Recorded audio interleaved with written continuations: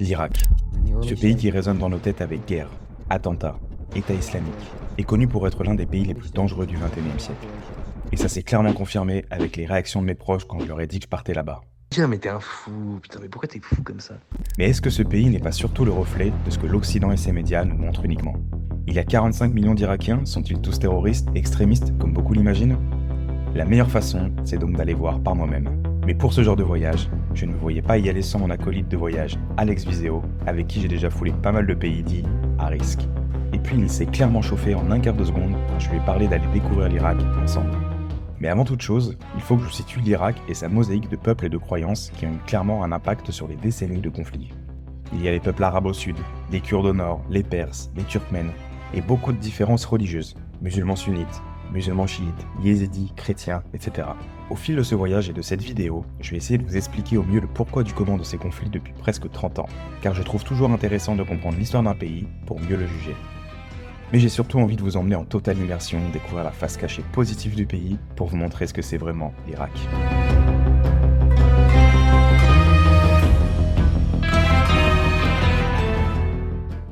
Nos premiers pas dans cette aventure commencent par Bagdad, la capitale de l'Irak. J'adore les nouvelles heures dans un nouveau pays car je m'émerveille de nouvelles sensations inédites, qu'elles soient visuelles, sonores, olfactives et gustatives. Ces sensations que l'on ressent à chaque nouvelle aventure et découverte, une sorte d'excitation de l'inconnu.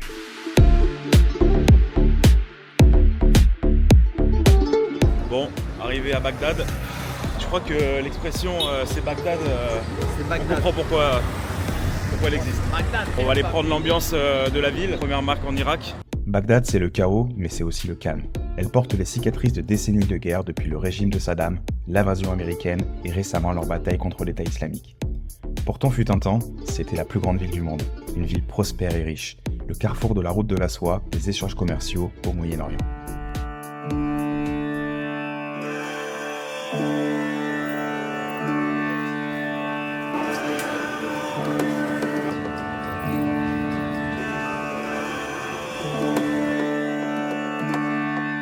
Ça vit et les gens s'en foutent de nous. Ils nous regardent, on passe, il y a des grands sourires, mais on n'est pas du tout l'attraction. Pourtant, on n'a pas encore croisé un touriste occidental de toute la journée.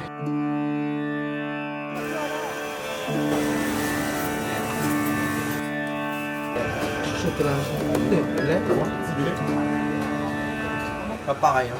Mais la petite sauce là, ça t'envoie.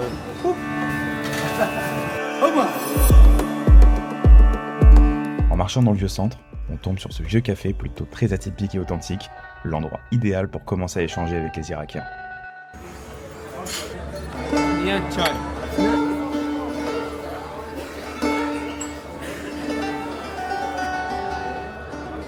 Pour finir la journée, on décide de se rendre au monument aux martyrs de la guerre d'Irak contre l'Iran sous Saddam Hussein, qui fit presque 200 000 morts, tous inscrits sur ce monument de 40 mètres de haut du nom de Al-Shahid.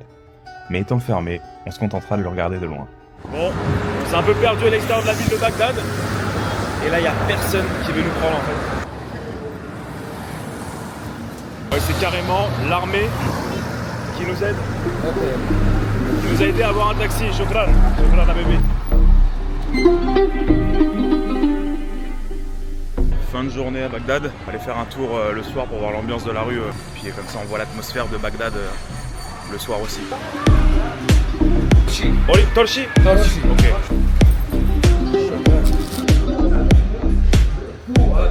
Délire. Quittons la capitale actuelle pour rejoindre une des plus anciennes capitales de l'ère humaine, la célèbre Babylone. La tour de Babel, jardin suspendu, ça vous parle? Et oui, Babylone, les premières civilisations du monde, les Sumériens, les Akkadiens, Nabucodonosor, tout ça c'était ici, c'était en Irak, dans ce qu'on appelle le berceau de l'humanité, la Mésopotamie. Les Irakiens, ils ont entretenu ça, ils peuvent visiter, et c'est vraiment leur patrimoine historique, un peu comme nous, les Gaulois et compagnie quoi. Donc c'était ici, c'était en Irak. Il faut savoir qu'à son apogée, la ville mesurait 6 km de diamètre et plus de 250 000 personnes y vivaient. Un peu plus haut, d'un aspect récent mais très antique et épique, s'érige cet immense bâtiment qui semble abandonné.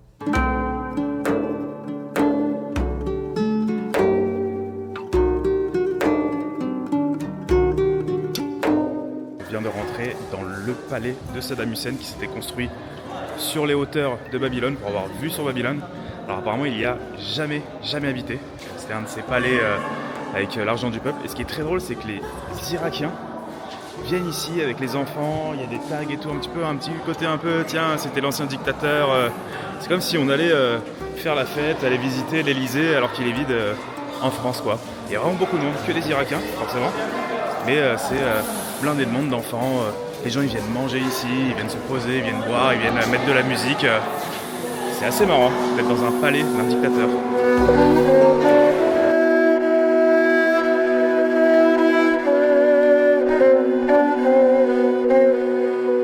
Après quelques heures de route, nous voilà arrivés à Nadjaf, une ville qui a une grande importance religieuse. Pour ceux qui ne le savent pas, dans l'islam, à la mort du prophète Mahomet en 632, 2 personnes se sont battues son héritage, Abou Bakr d'un côté et Ali et Hussein de l'autre, ceux qui donnent la naissance respectivement au mouvement sunnite qui représente 85% des musulmans et aux chiites, plutôt présents en Irak, en Iran et quelques pays aux alentours. Ali, qui était l'un des proches du prophète Mohammed, est mort martyr lors de cette bataille pour son héritage. Il ne voulait pas que sa tombe ou son corps soit profané par les sunnites, c'est pourquoi il a demandé à ses partisans de l'enterrer dans un endroit caché. L'histoire dit que le chameau qui transportait son corps s'est arrêté ici, à Nadjaf, et sa tombe n'était juste qu'une simple pierre plate, sans identification. Ce n'est que quelques siècles plus tard qu'ils ont découvert la tombe de l'imam Ali.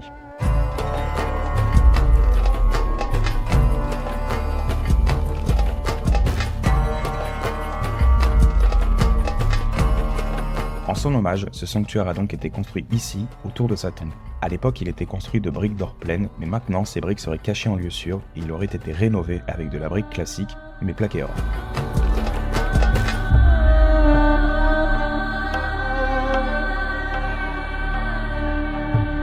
L'intérieur de ce sanctuaire est assez unique. Il est difficile de filmer, même au téléphone, mais au final, autant profiter avec les yeux. De nombreux morts sont emmenés ici. Ils sont portés à l'intérieur pour faire 3 fois le tour du sanctuaire d'Ali et ensuite sont amenés à quelques centaines de mètres pour être enterrés dans le plus grand cimetière du monde, Wadi al-Salam. Chaque tombe est différente, certaines simples, en pierre plate, d'autres prennent presque la forme d'un sanctuaire. Presque 10 millions de personnes enterrées ici. Et j'ai cherché un point de vue où on pourrait voir l'immensité. Je suis un peu soufflé parce qu'il y a des étages à monter. Waouh! Oh le délire!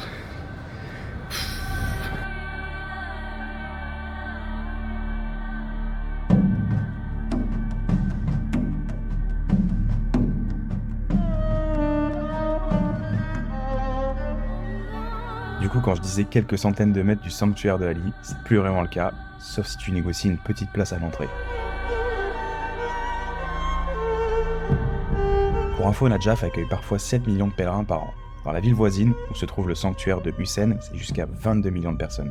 Pour vous donner une petite comparaison, la Mecque accueille jusqu'à 3 millions de personnes par an. La vibe de cette ville sacrée est assez unique, j'ai encore jamais ressenti ça. Il y a une effervescence intense et à la fois une sensation d'apaisement. La fin de la journée arrive, après quelques dégustations de pâtisserie de Nadjaf pour reprendre des forces, l'appel à la prière se fait entendre au loin. On décide avec Alex de retourner une nouvelle fois dans le sanctuaire. Et là, des milliers de fidèles entrent, prennent place, tous alignés vers la Mecque. L'imam chante et récite les sourates du Coran, j'ai des frissons dans tout le corps. C'est un moment unique, comme je n'ai encore jamais vécu dans toute ma vie.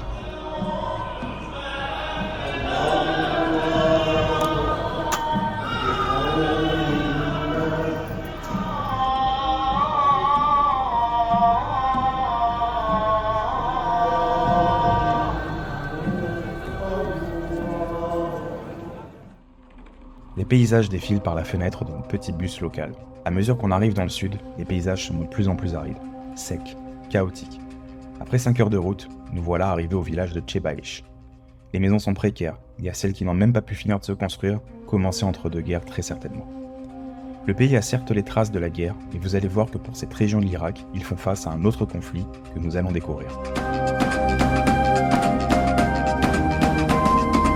Nous voilà dans l'un des trésors cachés du Moyen-Orient, un endroit que j'étais loin d'imaginer qu'il puisse exister ici en Irak. À peine arrivés, nous rencontrons Arbas, un jeune de la région qui nous propose d'aller découvrir en profondeur les marais pour mieux comprendre l'environnement.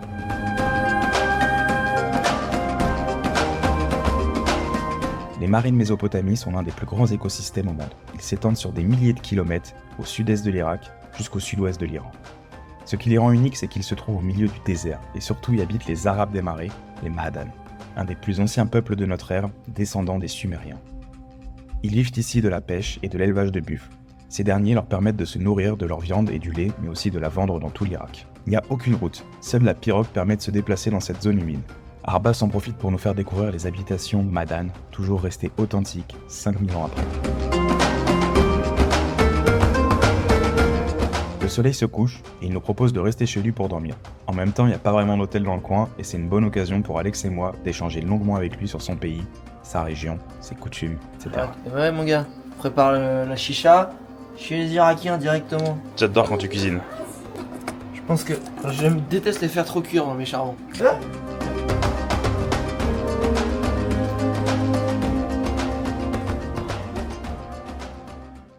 Bon, c'est pas parce qu'on est en Irak, en fait il fait tout le temps chaud, hein, là on est habillé comme si on était à Paris en plein hiver. Ouais, t'es pas habillé comme Paris comme en plein hiver là. Mais regarde-toi. Plutôt comme à la montagne, on va les skier apparemment. On est dans le sud de l'Irak, mais il fait super froid la nuit et le matin.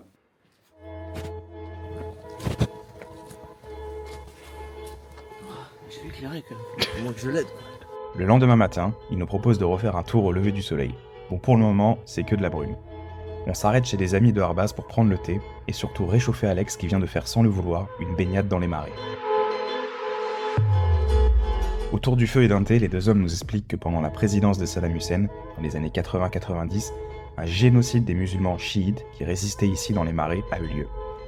Il a réduit l'eau des marais de 90%, ce qui tua toute la faune et flore locale, et força les locaux à fuir et se déplacer ailleurs. Après la chute de Saddam en 2003, les marais se sont partiellement reconstitués. Malheureusement, il nous explique que les récentes constructions de barrages en amont du fleuve de la Turquie et l'Iran, et le réchauffement climatique assèchent à nouveau la région, menaçant encore une fois leurs habitants. Plus d'eau pour naviguer, une eau trop salée pour les buffles qui meurent. Ils sont même obligés d'aller dans des zones où la salinité est moins élevée pour remplir des citernes d'eau qu'ils rapportent à leurs animaux. Pour les anciens, c'est un mauvais cauchemar des années 90 qui revient, pourtant sans les armes cette fois-ci. Son rêve à Arbas, c'est de pouvoir s'acheter une voiture de taxi, car bientôt il n'aura plus de travail dans les marais si rien ne change. Cette catastrophe environnementale le touche directement lui, sa famille, mais aussi 250 000 autres personnes qui vivent ici grâce aux marais. Sur la route en quittant Arbas, je regarde par la fenêtre et je comprends mieux ces étendues désertiques, qui étaient avant que des champs de culture, irrigués par le fleuve ancestral de Mésopotamie, l'Euphrate.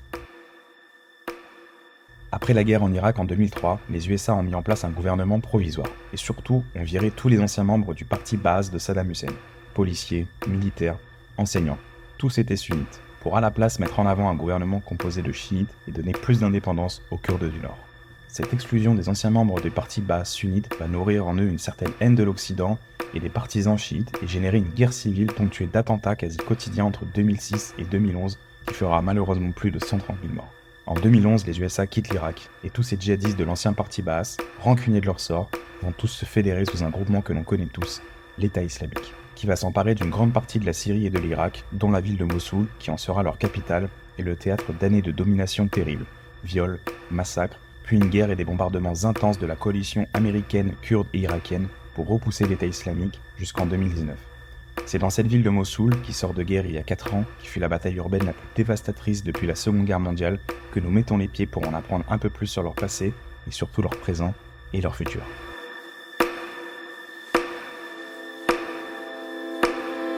At the starting of the week, at Summit Talks you'll hear them speak. It's only Monday. Negotiations breaking down. See those leaders start to frown. It's sword and gun day. Avec Alex, on n'est pas forcément ici pour faire du voyeurisme, destruction, mais ici pour comprendre un petit peu qu'est-ce qui s'est passé, aller rencontrer les gens et peut-être aussi essayer de comprendre quel a été leur quotidien.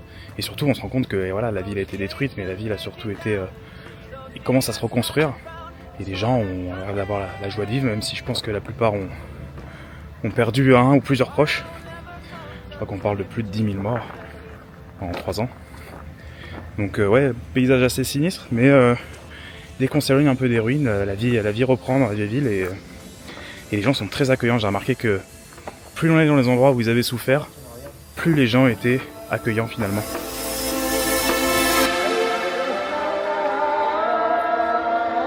At the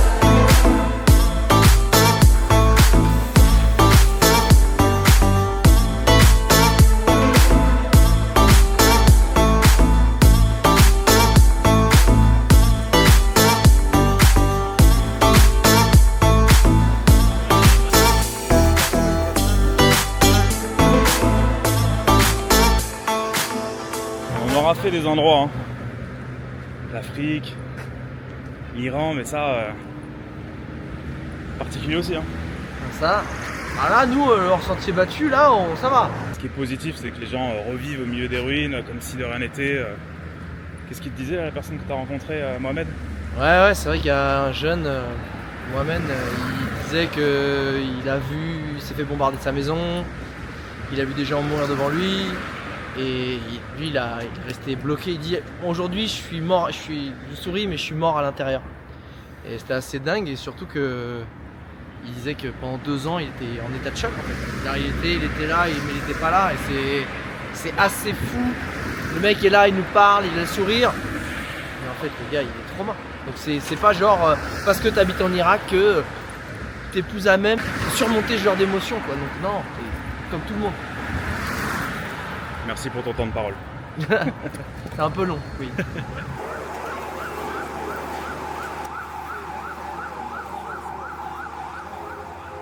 Maintenant, place au prochain sujet de société de l'Irak et du Moyen-Orient, les Kurdes. Une des plus larges ethnies du Moyen-Orient, avec 35 millions de Kurdes répartis en Turquie, Syrie, Irak, Iran. Et ils n'ont pas de pays à eux reconnu. Le seul à moitié reconnu, c'est le Kurdistan irakien, dit Kurdistan du Sud, avec ses 8 millions d'habitants. Une région autonome, avec leur propre gouvernement, leur propre drapeau, leur propre langue, mais ils n'ont jamais eu leur indépendance. Ils ont profité de la faiblesse du pouvoir central irakien durant toutes ces guerres pour renforcer leur autonomie. Nous voilà donc après un passage de frontière au nord de Mossoul, au Kurdistan. Le contraste se fait directement, aussi bien par les paysages qui sont montagneux, avec des villages perchés, de la verdure. On en profite même d'ailleurs pour marcher en pleine nature avec Alex.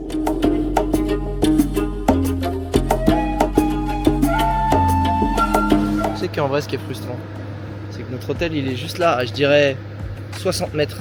Et du coup, il va nous falloir 3 km ou voire 4 de marche pour retourner.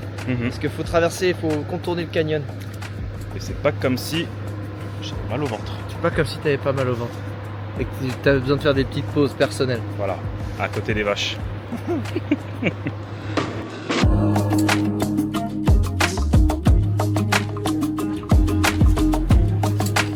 Mais aussi un contraste économique qui se remarque de suite par la différence avec les villes de l'Irak fédéral. Il y a des autoroutes énormes, des buildings modernes, des trottoirs, tout est propre, ordonné. On a vraiment l'impression d'avoir changé de pays. La ville d'Erbil, qui est la capitale du Kurdistan, est un centre économique important d'investissement des Kurdes et des Turcs. Même le bazar de la ville, on dirait les Champs-Élysées comparé à celui de Bagdad ou de Mossoul. Les cafés et les restaurants sont très classe et c'est très agréable de se balader dans les rues et les différents parcs. Pourtant, depuis des décennies, les Kurdes subissent des guerres contre Saddam, contre l'État islamique, mais ce sont ces guerres et persécutions qui font ce qu'ils sont aujourd'hui, un peuple uni, libre et reconnu comme tolérant de toutes les religions. C'est un peu la suite espérée de l'Irak fédéral et de sa jeunesse qui commence à désespérer, mais certains jeunes qu'on a rencontrés gardent espoir. Ils nous expliquent que les guerres n'ont fait que creuser les différences sociales. La classe moyenne s'est enfuie en Europe du pays au cours de toutes ces guerres. Seuls les très riches restent de peur de perdre tout leur patrimoine et les pauvres, eux, n'ont certes rien à perdre, mais n'ont surtout pas les moyens de fuir en Europe. Pour vous donner une idée, en 2015, c'est 4 millions de réfugiés qui sont partis en Europe. Mais un des soucis majeurs, c'est que le gouvernement irakien n'est pas libre, car il est dirigé d'un côté par les USA, qui a ici des intérêts économiques, notamment avec le pétrole, et de l'autre par l'Iran, qui veut imposer son régime pro-chiite à travers le pays. Avec ces deux pays rivaux qui se battent l'Irak, comment voulez-vous que le pays avance? En discutant avec un jeune Irakien qui a créé son business ici, on va le garder anonyme pour des raisons de sécurité, il nous explique que la corruption est énorme, comme une mafia qui raquette le moindre bénéfice d'une société qui essaie de s'en sortir. Avec une corruption permanente du gouvernement, comme ici par exemple ce Premier ministre qui a détourné 2,5 milliards de dollars de fonds. قدر صدام بس يعني ما شفنا من مثل هاي الحكومة راح صدام وجانا ألف صدام لا شيكين كذابين هاي كذابين لأنه هم دمروا العراق هذول الاثنين بلير وبوش هم رجعونا للصفر ويمكن أقول لك رجعنا للقرون الوسطى وأكثر أنا لو مجرم يعني أقتلهم بداية.